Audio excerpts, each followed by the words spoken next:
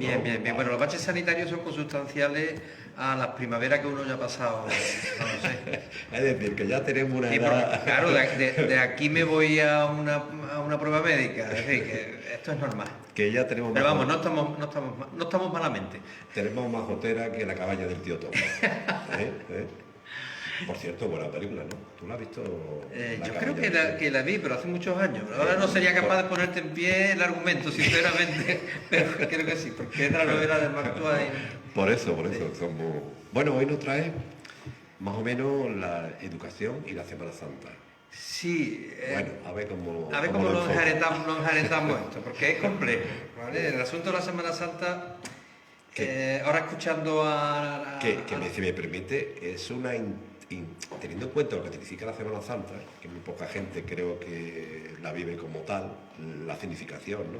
Y los valores positivos que también podemos coger de la Semana Santa, se interviene y se utiliza siempre cosas en la educación que a lo mejor no procede, ¿no? Claro, tú a lo mejor estás al tanto seguro de la instrucción que dio la consejera esta semana, consejera creo que se llama ahora de Desarrollo Educativo, yo no sé por qué el cambio, pero bueno, diciendo que recomendaba que en los colegios los profesores salieran con los niños a visitar capillas. Y eso me llevó a reflexionar un poquito sobre este asunto.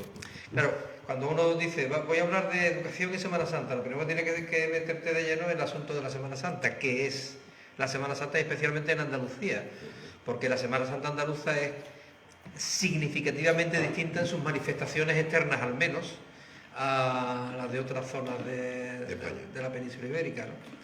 y del resto del mundo. Claro, yo recordaba que la reflexión viene porque tiene sentido esto, que en un sistema educativo público se recomiende visitar capillas al hilo de el asunto de la Semana Santa. Entonces empezar a reflexionar si la Semana Santa es un hecho religioso católico, si es un hecho religioso más allá, pre y post católico. ¿Qué es esto, no? Tengo en mi mano un libro recién salido del horno. ¿Cómo se llama? ¿Se llama? Se llama Los orígenes ocultos de la Semana Santa andaluza. Es un investigador granadino que ya ha investigado sobre estos asuntos y no me ha dado tiempo, sinceramente no me ha dado tiempo nada más que ojearlo por encima, pero para confirmar algunas de mis intuiciones, que es la que quiero compartir aquí. Tengo que decir de entrada que este es un tema tan controvertido y tan sensible que quiero advertir que lo hago desde el máximo respeto a los sentimientos religiosos o del tipo que sea, porque luego cuando ahora hable de esto, creo que no solo son sentimientos religiosos, porque cuando ahora nuestro amigo de Aliquindoy hablaba de lo más potente que tiene en su mente y en su imagen personal de su cautivo, no ha hablado de nada religioso, ha hablado del sentimiento profundo que le producía, pues bajando la cuesta de Belén o subiendo la cuesta de Belén o el saludo a la Virgen del Rocío, que son elementos distintos de lo religioso o que tienen una determinada dimensión religiosa que quiero compartir. En primer lugar, tengo que decir que de joven a mí me producía un sentimiento ambivalente. Por una parte, la Semana Santa me ponía y me pone los vellos de punta y la emoción a flor de piel en muchos aspectos. Yo de pequeño tenía un amigo que era hermano como él, con 5 años, de la hermandad que era de su padre, y por lo tanto había ahí un sentimiento de familia, de colectivo, ¿no? Muy importante. Y yo quería hacerlo también. Pero a los 17, 18 años, yo conecté con una dimensión de la religiosidad distinta. Ya he compartido aquí alguna vez que he pertenecido a movimientos de base, lo que llamamos movimientos de base de la Iglesia Católica, del diálogo cristianismo-marxismo, de cristianos por el socialismo, incluso de lo que en América Latina se llamó la teología de la liberación. Y en Andalucía el elemento más significativo de eso era Diamantino García, el cura jornalero. Amigo, por cierto, del cura Paco, de aquí de San Lucas, que conocéis bien. Bueno, pues desde esa dimensión, y el Papa el otro día le hacían una pregunta en una entrevista que corrió por las redes, ¿Es usted comunista? Hay un sector de la Iglesia combatiendo muy fuertemente contra el Papa. Es decir, yo lo que tengo en cuenta es Mateo 25. Digo, coño, ¿qué decía Mateo 25? Porque uno de eso lo ha tratado, pero Claro. Mateo 25 viene a decir que cada vez que saciaste la sed de un sediento, de un hambriento, acogiste a un extranjero, visitaste a uno que está detenido preso en la cárcel, cada vez que lo hiciste, me lo hiciste a mí. Y desde esa perspectiva, en mi juventud, yo aprendí que ser cristiano era comprometerme en que en el mundo, es decir, no una acción caritativa puntual de dar una limosna o ayudar a una persona en particular, sino intentar ayudar a cambiar este mundo de manera que fuera más justo, más igualitario, no hubiese hambre, no hubiese gente que tuviese que estar en la cárcel, etcétera, etcétera. Entonces, cuando yo miro a la Semana Santa y miraba la Semana Santa, digo, ¿dónde está esto? En ese fenómeno tan potente, especialmente en Andalucía, no veía dónde estaba esa centralidad del Jesús del Evangelio, ¿no? Claro, ya de mayor, porque los años te sirven para algo, te tienen que servir. Claro. Ya de mayor he ido comprendiendo, sigo no siendo cofrade, sigo siendo, no voy a decir ateo porque no soy ateo, tengo mi propia vivencia de la espiritualidad. Pero veo que la Semana Santa, especialmente en Andalucía, como digo, tiene otros caracteres, otra dimensión más allá de la religiosidad católica o cristiana, ¿no? Y esto está investigado, como en este libro que te citaba antes, por ejemplo, y en otros. Traigo también algunos otros folletitos sobre mitos de Andalucía. Pues empiezo a mirar las distintas aristas. Toda persona o todo fenómeno social tiene distintas aristas. Yo soy pedagogo, pero soy padre, pero soy esposo, soy un vecino de un barrio. Todo tiene distintos puntos de vista. Entonces, en el tema de la Semana Santa, pues claro, alguien lo ve de fuera y dice, esto es politeísmo puro. Aquí hay cada hermandad adora y venera a la Virgen de la Esperanza, a la Virgen de la Caridad, a la Virgen de la Soledad. ¿Esto qué es? Es muy extraño para alguien que viene de fuera. Claro, ya no es tan extraño si comprendes que a lo largo de la historia precristiana incluso, este pueblo ha adorado a Tanis, a Ceres, a Isis, que era una diosa egipcia. Tanis tuvo un hijo que murió y luego resucitó, curiosamente, y es una diosa precristiana. Es decir, que de algún modo ha ido perviviendo aquello que el pueblo andaluz, cuando se llamaba bético, o andalusí, o tartésico, turdetano, ya estaba haciendo. Y pervive en nuestra religiosidad popular. Y no hay que olvidar que en el Islam andalusí, María, la madre de Jesús es un profeta muy venerado en el mundo musulmán. Y su madre especialmente, María. Con lo cual, cuando se les prohíbe a los andalusíes, tras la conquista, seguir su devoción y sus prácticas religiosas, no le es difícil seguir adorando a aquello que ya adoraba, o rezando, o orando a aquello que ya no hacía, ¿no?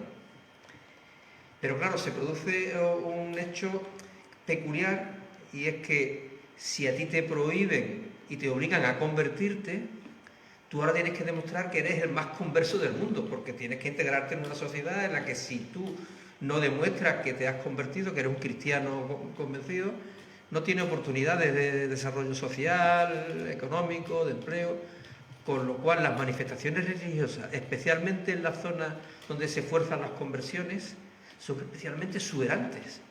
La Semana Santa andaluza es especialmente exuberante en sus manifestaciones, en la calle. Yo recuerdo haber estado en Sitges, en Cataluña, en Semana Santa, y la Semana Santa consiste en visitar el templo y ver una imagen allí en el templo. No, aquí los templos se vacían y se llenan las calles de las imágenes religiosas, ¿no? Todo lo contrario.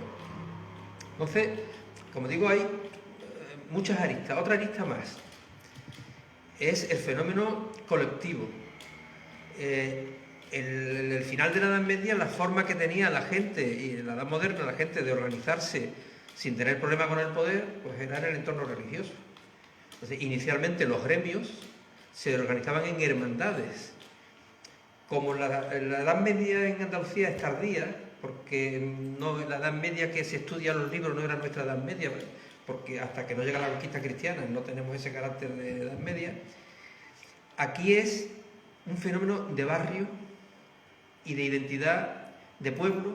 En las grandes ciudades como Sevilla, pues las hermandades es la identidad del barrio, en Sanlúcar también, pero tiene un fenómeno, al ser más pequeño, tiene un fenómeno más global del pueblo. Con lo cual, la forma en que yo me siento parte de mi pueblo, de mi barrio, es a través de la hermandad. Entonces tenía ese otro fenómeno colectivo. Claro, y me llamó la atención otro asunto, y es que el carácter más relevante de la religiosidad andalusí era el sufismo. El sufismo es la mística, es decir, la experiencia religiosa interior. Y en el sufismo tú has visto los derviches turcos estos que bailan. El baile no es una expresión simplemente folclórica, es con la música y el baile es la expresión, es la experimentación de la experiencia interior religiosa, de la unión con Dios. El sufismo en Andalucía tenía mucho que ver con el canto. Entonces, si yo veo un paso por la calle, pasan por debajo de mi balcón, algunos, con música, con un olor especial porque se trata de que la primavera está reventando, la naturaleza está empezando a tener su máximo esplendor, con arte, imaginería, orfebrería, la cerería, los bordados, un arte impresionante, olor, música, saetas, arte por las calles y un entorno urbano impresionante. La emoción está servida. Y esa emoción que te pone los vellos de punta es lo más cerca que está de la expresión y de la vivencia religiosa que tiene mucha gente. Con lo cual es religiosidad. Que sea católica o cristiana, esa es otra cuestión. Eso ya es una vivencia exclusivamente personal. Pero hay sensaciones. Hay gente que lo vive desde esa experiencia religiosa católica o cristiana, pero hay una inmensa cantidad de gente de nuestro pueblo que lo experimenta desde esa otra perspectiva. Sensación de pertenecer a un colectivo, sensación de identidad, de pueblo, de barrio, identificación con toda su historia, aunque no sea conscientes, ahí se está identificando con el arte, con su historia,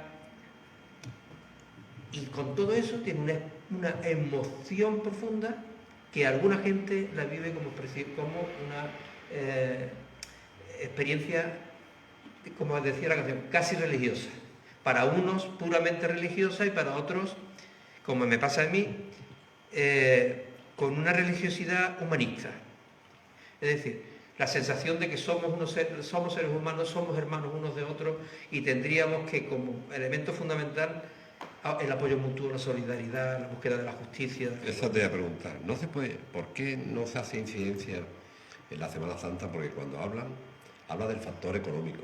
Digo, la manifestación, Sí. Pero sin embargo, teniendo la Semana Santa la significación que tiene, que entiendo que es la pasión, la muerte y la resurrección de Cristo. Ahí creo que ahí está el fundamento, Sí. digo que cada uno.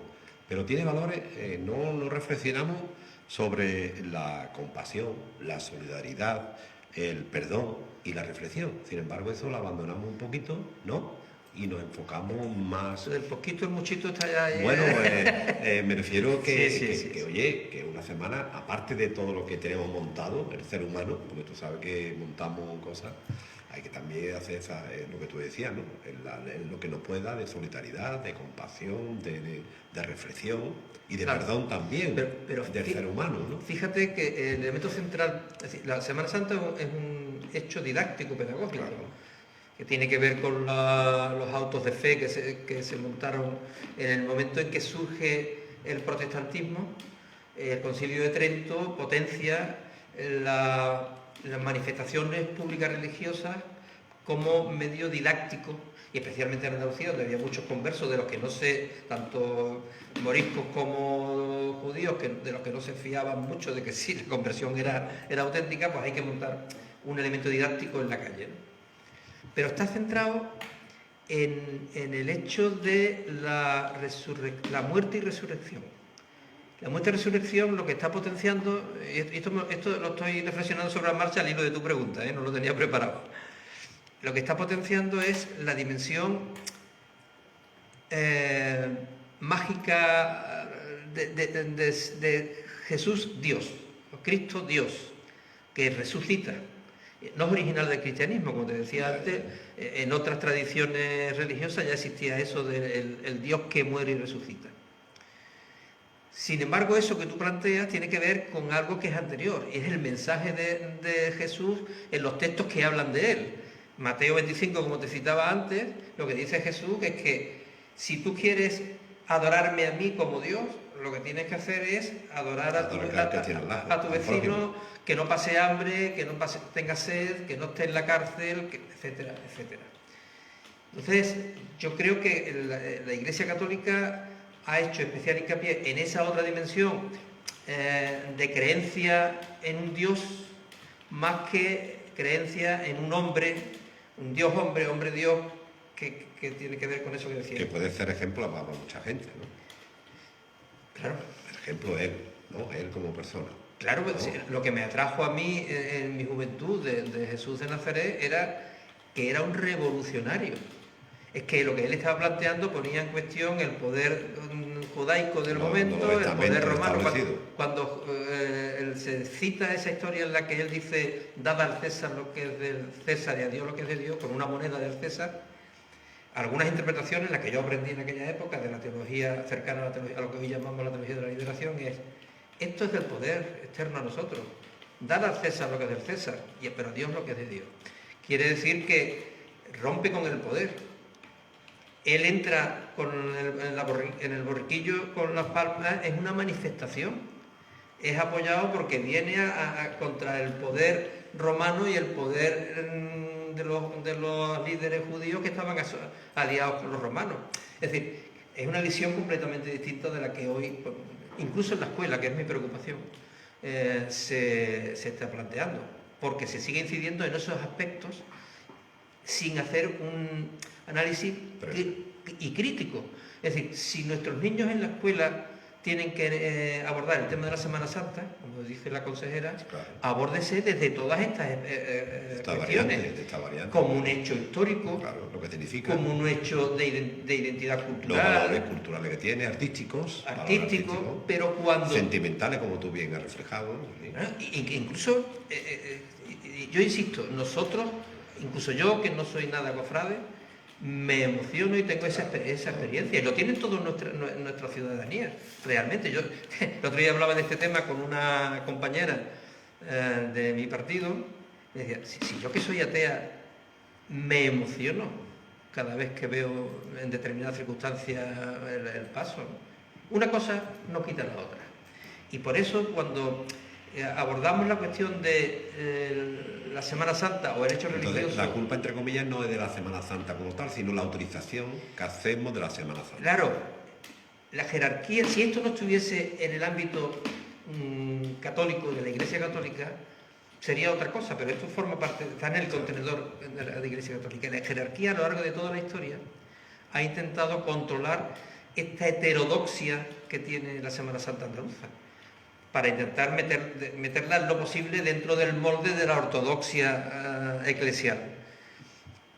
Pero es que también lo hace el poder. Desde el punto de vista político muy conservador, se intenta colonizar la Semana Santa como algo propio. No, es propio del pueblo en general, no es propio ni de ningún partido, pero tampoco de las instituciones. Yo ya he dicho aquí alguna vez que yo no comprendo cómo nuestra alcaldesa o nuestros concejales están en hechos litúrgicos. Ojo, si el hecho es en la calle y tú vas como ciudadana o ciudadano en la calle porque eres devoto de tu cofradía, sin problema. Pero como cargo electo no puedes estar en un hecho que es confesional, siguiendo nuestra Constitución. Pero es que tampoco entiendo que bandas militares o de la policía o de la Guardia Civil participen, tampoco son funcionarios del Estado. Cuando tenemos fantásticas, magníficas bandas civiles de asociaciones musicales, no es necesario que los funcionarios del Estado participen oficialmente en un hecho que es, aunque popular, aunque del pueblo andaluz, pero está controlado y está en el marco, dentro de las paredes de un hecho confesional, que es la Iglesia Católica. Por eso cuando escuché la noticia de que la Junta de Andalucía animaba a llevar a los niños a las capillas, digo, no. Una cosa es que nuestros niños y nuestras niñas, nuestras jóvenes, estudien, analicen, pero analicen desde un punto de vista que la escuela tiene que ser crítica, tiene que fomentar el espíritu crítico. Yo analizo qué hay dentro de este fenómeno que es mío, del que yo formo parte, pero que es católico, que tiene muchos elementos que se puede ver, pero no me lleve a los niños a una capilla, que eso ya lo hará su padre o lo hará él cuando quiera, porque es un asunto personal. El tema de la fe religiosa es un asunto exclusivamente personal y no de la escuela, y especialmente de la escuela pública. Mi intención en seguir hablando del tema de educación también tiene que ver con una preocupación, y es que en nuestras escuelas, en nuestros institutos, nuestras niñas y niños no estudian muchos asuntos que tienen que ver con nuestra propia real historia, nuestra propia identidad. Y hablando de este tema de la religiosidad, ¿tú conoces a Ibn Arabi? ¿Te suena? No me suena, perdón, ¿No por te mi suena? ignorancia. No. No le suena al 99,9% quizás de la población andaluza. Ibn Arabi nació en Murcia, pasó muchos años en Sevilla y por toda Andalucía, y es reconocido no solo en el mundo islámico, sino en el mundo europeo, en todas las universidades europeas, como uno de los mayores místicos, es decir, en dimensión religiosa, y filósofos de la edad, de lo que le hemos llamado por Europa la Edad Media. Y que sin duda muchos analistas dicen que influyó en San Juan de la Cruz y en Teresa de Jesús en su literatura mística. Y nuestros niños y niñas no lo conocen. Es un personaje de una altísima relevancia, no solo religiosa, sino literaria y filosófica. Ibn Tufail, ¿te suena Ibn Tufail? Hoy nos damos una. Tampoco. Voy a tener que ponerme a hacer deberes. Ya te digo, disculpa mi ignorancia. No. Si es que el 99,9%, y dejamos ese 0,01%, porque a la gente que le ha gustado este asunto y la ha investigado. No te preocupes, que me interesaré por el tema. Bueno, Ibn Tufail es el creador de la primera novela europea. Nacido en Almería, mucho tiempo en Sevilla y por toda esta zona. Escribe una novela que se le ha traducido en cristiano, que diríamos, se llama El filósofo autodidacto. Es el precursor del Emilio lo diré, uno de los filósofos de la Revolución Francesa, Rousseau. Ese sí lo conozco. ¿Vale? Es francés, no es de nuestra historia. Sin embargo, al precursor, que es Ibn Tufail, y su obra del filósofo autodidacto, no lo conoce ni Dios. ¿Y por qué no te has llevado tú a relacionarse con el tema que estabas hablando? He empezado con Ibn Arabi. Eso es. Es decir, Ibn Arabi es un místico sufí, es decir, que la experiencia religiosa, el sufismo, como otras místicas hindúes, o Juan de la Cruz o Teresa de Ávila, lo viven a partir de una experiencia interior. Y a partir en el caso del sufismo, la música, la oración musical, la repetición de lo que dirían los indios mantras, de frases que te ayudan a tener una interiorización. Eso no hay que ser religioso, no hay que ser creyente. Yo practico yoga, y una de esas cosas es la repetición de mantras en un estado meditativo. Eso ya lo hacían los sufís, y Ibn Arabi, uno de los principales representantes del sufismo a nivel mundial. Y sin embargo, nosotros nuestros niños y nuestras niñas en la escuela no saben nada de eso. Te ponía, por apurar el ejemplo, el caso de Ibn Tufail, o Abenpace, uno de los filósofos, o Averroes y Bertrus, ¿vale?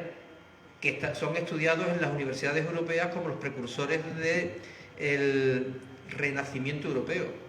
Al-Ándalus es el precursor del Renacimiento, porque los que realmente tradujeron a los antiguos filósofos griegos fueron estos filósofos andalusíes, que son luego en Toledo, en París, difundidos.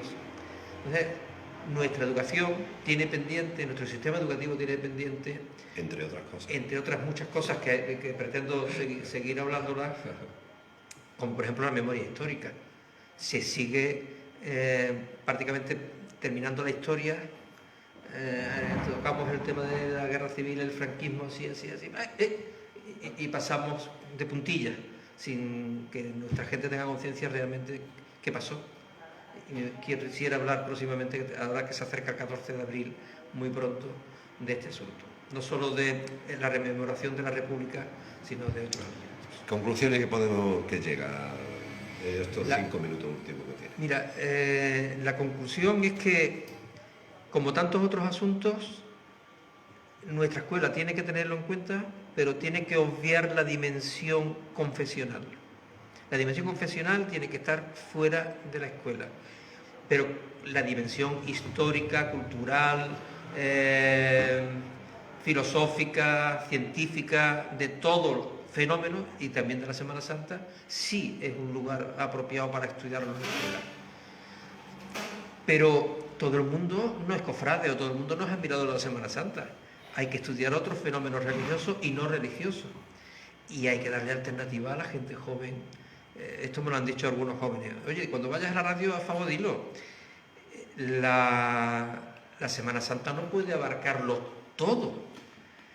En el tiempo de la Semana Santa la gente tiene vacaciones, los chicos y chicas en la escuela o en el instituto, y a lo mejor nuestro ayuntamiento debería organizar actividades en la Casa de la Juventud o en distintos sitios, actividades alternativas para aquellas y aquellos que no se sienten atraídos, como me pasaba a mí en esa misma edad, no se sienten atraídos por las procesiones y por el hecho de la Semana Santa, ¿no?